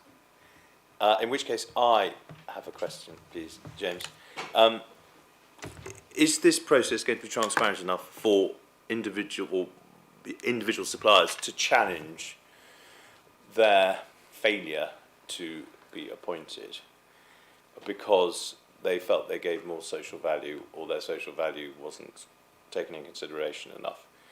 In other words, will there be two guys who want to repaint this room and one of them is going to use a robot and kick kids, and the other one is going to use 7 kids? I mean, and the ones with the 7 kids says, "Why didn't I get it?" You know, is it transparent enough for there actually to be a legal challenge to us? Thank you, Chair.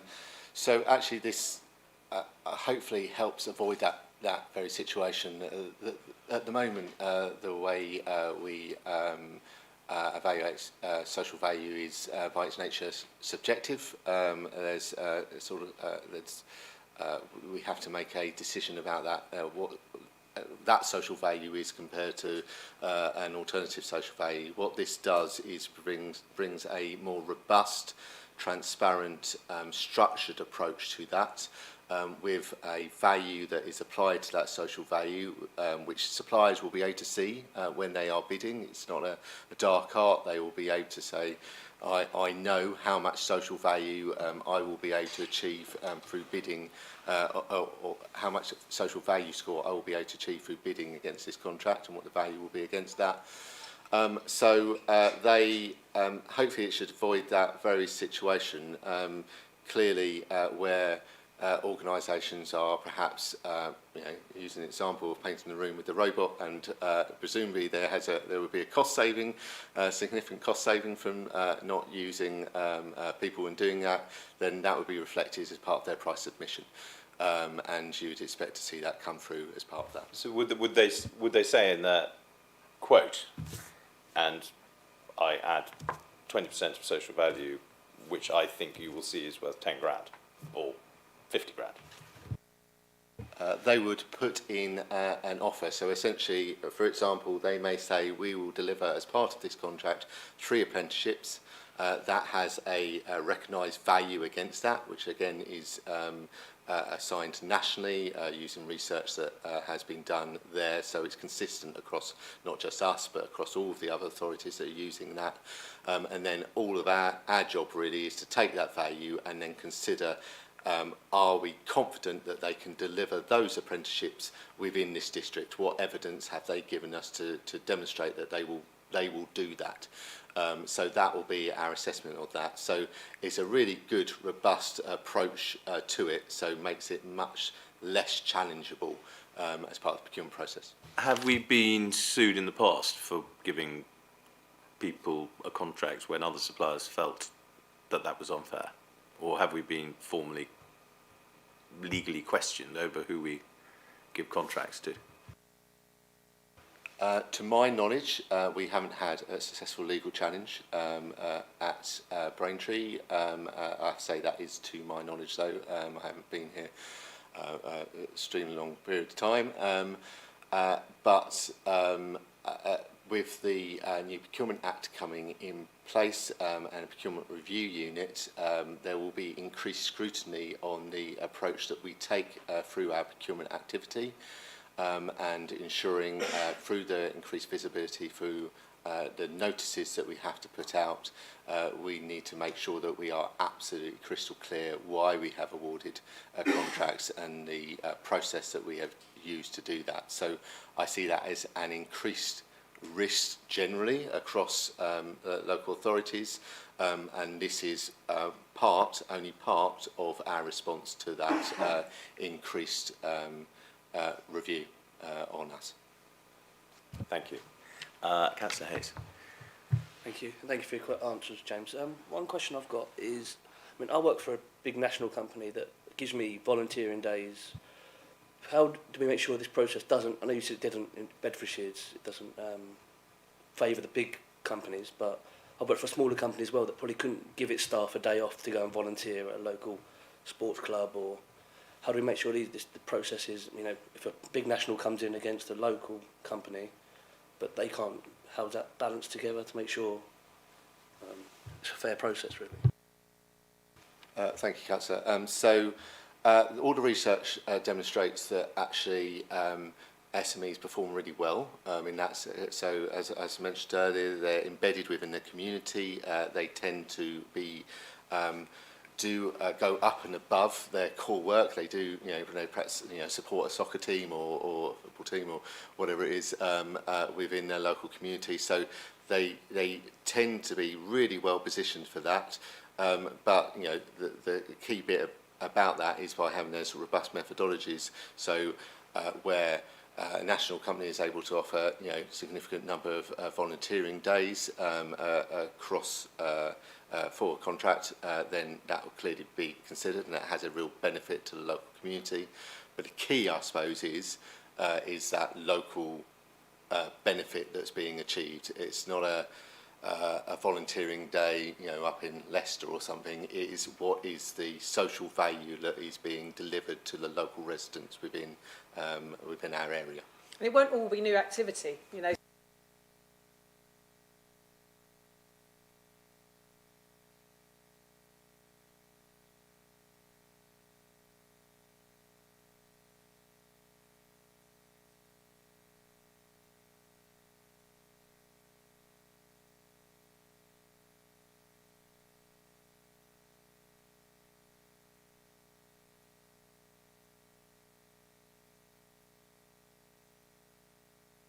Any other? Councillor Ramage. Yeah, there's just one question. Under the heading of inclusion of social value, it states here we would normally require social value to be considered when we're procuring a contract with a value of over £100,000. Why is that figure sort of highlighted in that way?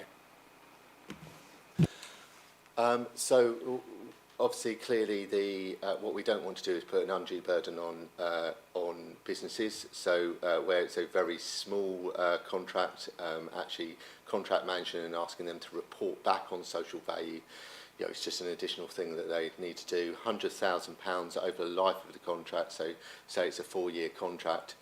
25 grand a year we felt was at the right level. It seemed consistent with how other people had applied social value across different local authorities, but we are suggesting that as a starting position. If we found either it was too onerous or conversely that actually we felt we had a really good process and it wouldn't be onerous to reduce that level, we would consider that at that point. So it is a sort of a position underneath the procurement thresholds, in which case it needs to be applied, but we felt that seemed a reasonable amount to ask them to provide that information back to us. Any other questions? If there are no further questions, we've been asked to consider the draft policy framework and to make any comments or recommendations prior to the approval of the report at Cabinet. I'm going to go round in the loop again, starting with Councillor Edwards. Are there any recommendations you'd like to make? I believe I made 2. I think Jessica got both of them. Brilliant. Councillor Ramage. I'm more than happy with what's been presented, Chair. Nothing to add, thank you, Chair. Councillor Williams. Nothing from me, thank you. Councillor Finkin. Nothing from me. Councillor Hayes. Nothing from me. Councillor Staines. I just wonder if there's something that Suzanne mentioned which could be helpful to Braintree Pound, and that is, prior to the implementation of the policy coming on board, the suppliers will have had a briefing, but the people that are potentially going to be buying, the parishes or people within the parishes, they could be getting ready as well to receive or be asked to contribute towards, how are you doing social, what's your social value benefit in Finchingfield? I've got X, Y and Z that I do. Right.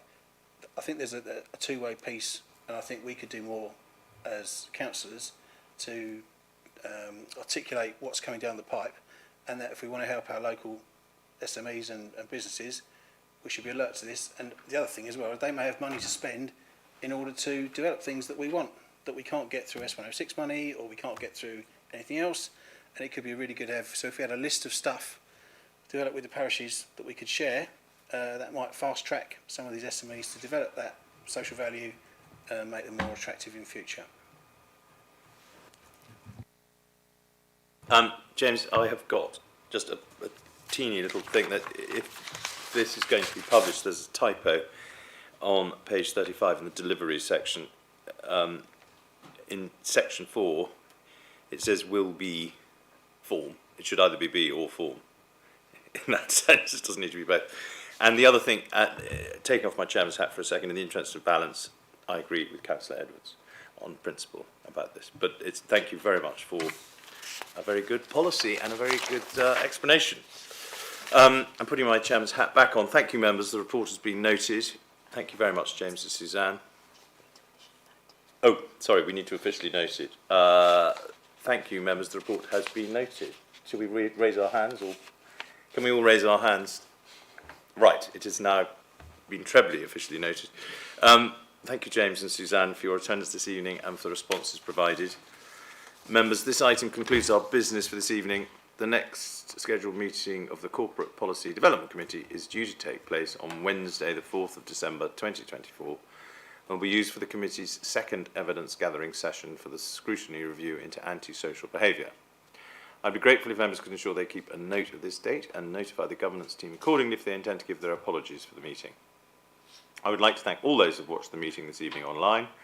I will now close this meeting of the Corporate Policy Development Committee at 9:28. Thank you all for your attendance and have a good evening.